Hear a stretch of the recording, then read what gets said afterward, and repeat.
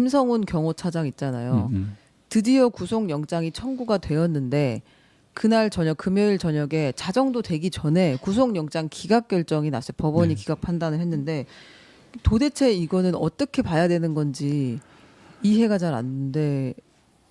김성훈 차장. 네. 예, 저 그 소식 듣고 밤새 잠을 못 잤어요. 진짜. 네. 이런 표현이 맞는지 모르겠습니다만 대한민국은 법이 사라진 듯한 느낌이었어요. 약간 그 순간. 믿기지가 않는 상황이었는데 왜 이렇다고 분석을 하셨어요? 첫 번째는 검찰의 태업이죠.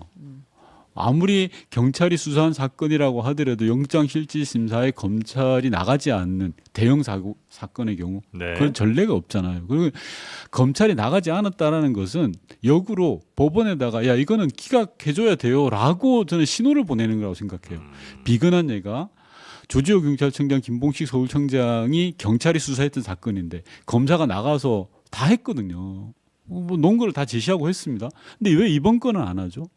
안 한 이유는 야 이거는 기각해줘야 돼요라고 무언에 저는 시위를 했다고 생각해요. 검찰이 우선 첫 번째가. 네. 네. 검찰이 왜 그렇게 구속하는 걸 싫어할까요? 저는 1차, 2차, 3차의 영장 자체를 받아들이지 않았지 않습니까? 예. 그래서 영장심의위원회에서 그것도 이상한 일이죠. 했었다. 대한민국에서 유례가 없는 일이 너무 예. 많이 벌어지고 있죠. 그러니까 저는 검찰이 뭔가가 있다라고 생각을 하고 그 무언가를 저는 이렇게 표현했습니다. 가두리 수사. 검찰이 정해놓은 수사 이외의 거는 절대 못하게 하고 있어요. 제가 볼 때. 정해놓은 수사라는 것은 본인들이 그러니까 수사 범위와 대상을 이미 네. 다 결정을 해서 그림이 그려졌는데 네. 그 밖에 이제 경찰이 누군가를 조사해가지고 오면 그냥 전혀 무시한다는 조사를 안 거예요? 하죠. 예, 정확하게 표현하신 건데 애초에 김용현과 윤석열의 공소장 이외의 영역에 대해서는 단 1도 나아가지 않고 있습니다. 검찰은. 네. 지금 모든 게 그렇잖아요. 예를 들어서 단전단수와 관련해서 이상민 전 장관이 소방청장에게 지시하고 소방청장이 서울본부장, 경기본부장에 이게 확인했던 내용이거든요. 이것도 진도가 안 나갑니다. 김용현과 윤석열 공소장에 빠진 부분 일부 들어가 있긴 합니다만 네. 김용현 공소장에 빠져 있는 부분이고요.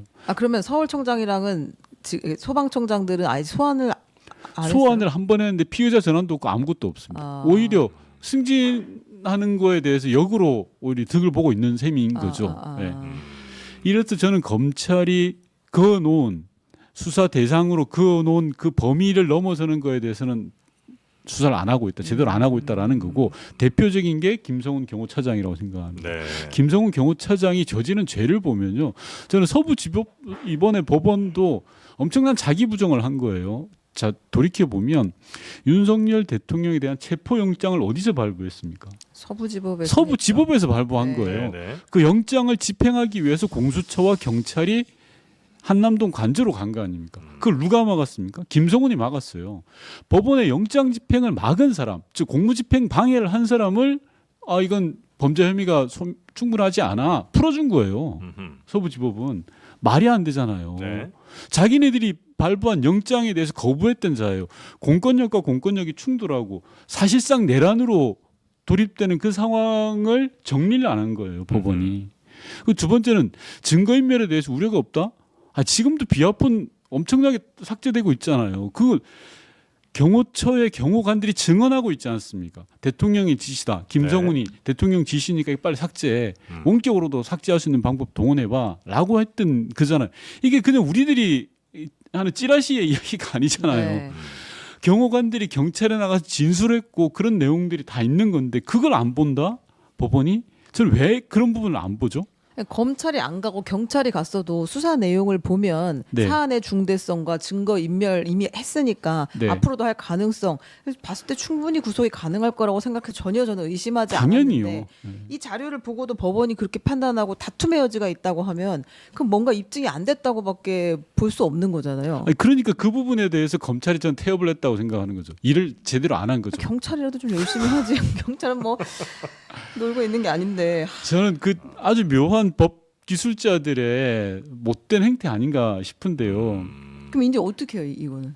저는 다시라도 해야 된다고 생각합니다. 다시 영장을 청구한다고? 해야 된다고 생각합니다. 이거 다시 영장 청구하도록 이 정도 의지가 없는 정도가 아니라 수사 안 하겠다는 의지가 강한 거죠, 이거는. 다 그죠? 주겠다는 거죠, 이거. 그러니까 그러면 다시 뭐 영장 청구한들 뭔 수사가 그렇죠. 이루어지겠어요? 뭔가 추가 증거가 더 나온다고 하더라도 그게 아주 지금도 이미 충격적인데 더 충격적이거나 새로운 범죄가 아닌 이상 네. 영장을 또 청구하겠느냐라는 의심이 되잖아요. 비아폰 서버와 단말기를 확보하지 않으면 내란의 주요 그림이 안 맞춰집니다. 제가 늘 말씀드리지만 내란의 블랙박스가 비아폰입니다. 그리고 통화 내역이 확보가 돼야 됩니다. 아무리 일반 경찰서에서 범죄 피해자를 잡았을 때 가장 먼저 하는 게 뭡니까? 핸드폰 압수하는 거잖아요. 네. 네. 근데 지금 윤석열 대통령 내외의 핸드폰, 그리고 김용현 전 국방장관의 핸드폰 경호처에 있다고 이실직고 하잖아요. 밀봉된 상태로 있다라고 하잖아요. 네. 근데 왜 그걸 압수수색을 안 하죠? 이미 제출 요구도 안 하고 있습니다. 그리고 통화 내역 경호처 서버에 가면 다 나와 있어요. 그걸 왜 확인을 안 하죠? 그러니까 이렇게 예를 들어 검찰이 수사하기 싫어한다고 만약에 판단하신다면 지금 검찰의 수사를 아무리 하라고 촉구한들 그게 무슨 의미가 있을까 하는 생각이 좀 들긴 하는 거죠. 오히려 만약에 이렇게 해서 그냥 어설프게 아니면 좀 정말 하기 싫은 수사 민기적 하면서 정말 너무 부족한 수사로 만약 기소까지 그냥 어설피 했으면 그냥 아예 무죄 받는데 더 도움을 주는 건 아닌가. 이걸로는 다시 이제 처벌 못 할 테니까. 아닙니다. 저는 두 가지 트랙으로 같이 가야 된다고 생각하는데요. 예. 검찰과 경찰은 수사를 포기해서는 안 된다고 생각합니다. 그래야 네. 경호처 내부의 건강한 다수의 경호관들이 피해를 안 봅니다. 우선 이미 피해 보고 계신 거죠. 많이 피해 보고 있죠. 예. 지금 많이 보고 그건 좀 이따 이야기하자면 예. 우선 그렇다는 거. 두 번째로는 결국 특검이 답입니다. 이건 네. 특검을 통해서 내란에 대한 기록을 철저하게 남겨야 됩니다. 단 1점의 허점도 없이 기록을 남겨서 후대에 박제되도록 해야 돼요. 다시는 이런 일이 벌어지지 않도록 특검으로 가는 게 맞고요. 그런데 왜 지금 김성훈에 대해서 그럼 수사를 하지 말자라고 하면 어떤 일이 생기냐? 네. 조금 조금 전에 말씀드린 것처럼 경호처에 상당한 많은 경호관들이 지금 거의 공포 상태예요. 아노미 상태예요. 그렇죠. 네. 아니 3번이나 영장을 청구했는데 다 그걸 반려하고 네. 이번에 우여곡절 끝에 영장을 청구했는데 또 기각이 돼요. 완전히 아놈이에요. 집단 멘붕이에요. 그러나 그분들에게 할 수 있는 우리 같은 사람이 할 수 있는 마지막에 놓은 거는 뭐냐? 마지막까지 한다. 우리 포기하지 않는다. 수사를 할 것이다라는 걸 시그널을 주지 않으면 그분들이 무슨 기대를 가지고 저항을 하고 아닌 건 아니라고 이야기하겠습니까? 그 방법이 검찰의 수사를 계속 하고 촉구하는 거밖에 는 없어요. 네, 특검을 네. 특검. 통과시키죠. 전 결국 특검으로 가야 된다고 생각합니다. 이거 어떻게 통과시키죠? 답답합니다.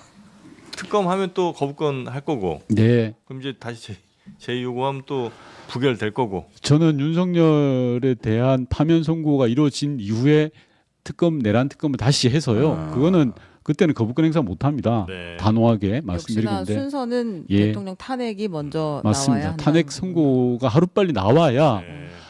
여러 가지 얽히고 설킨 이 매듭을 끊을 수가 있다고 저는 생각합니다. 탄핵 선 윤석열 대통령 체포를 방해한 혐의 등을 받는 대통령 경호처 김성훈 차장과 이광우 경호본부장에 대한 구속영장이 어젯밤 기각됐습니다.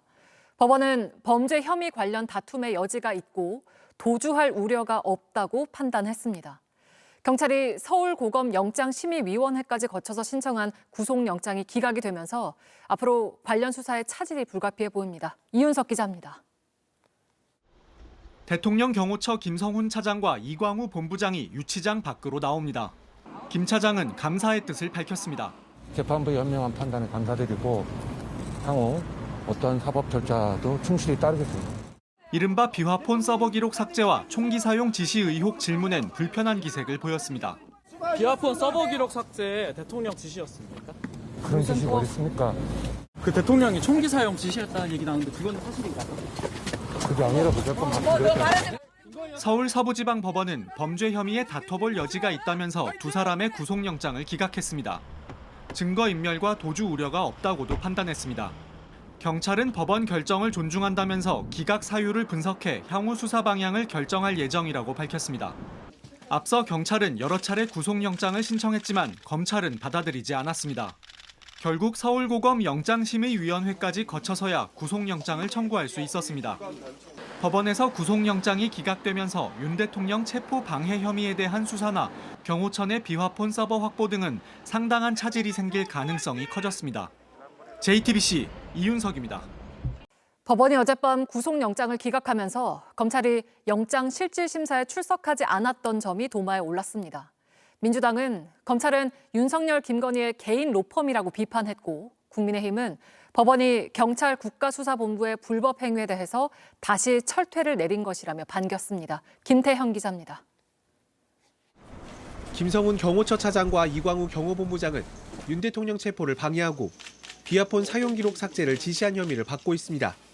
앞서 경찰은 이들에 대한 구속영장을 신청했지만 번번이 검찰에 막혔습니다. 검찰이 증거인멸 우려를 단정하기 어렵다며 김 차장은 3차례, 이 본부장은 2차례 신청을 반려한 겁니다. 그러자 경찰은 서울고검에 심의를 요청했고 지난 6일 구속영장 청구가 타당하다는 판단을 받았습니다. 이후 경찰은 지난 17일 구속영장을 재신청했고 검찰도 구속영장을 법원에 청구했습니다. 결국 4번째 시도 끝에 법원의 판단을 받게 됐습니다.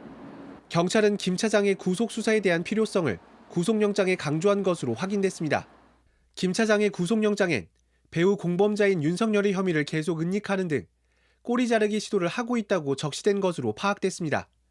그런데 어제 열린 김 차장과 이 본부장에 대한 구속 전 피의자 신문에 검찰은 출석하지 않았습니다.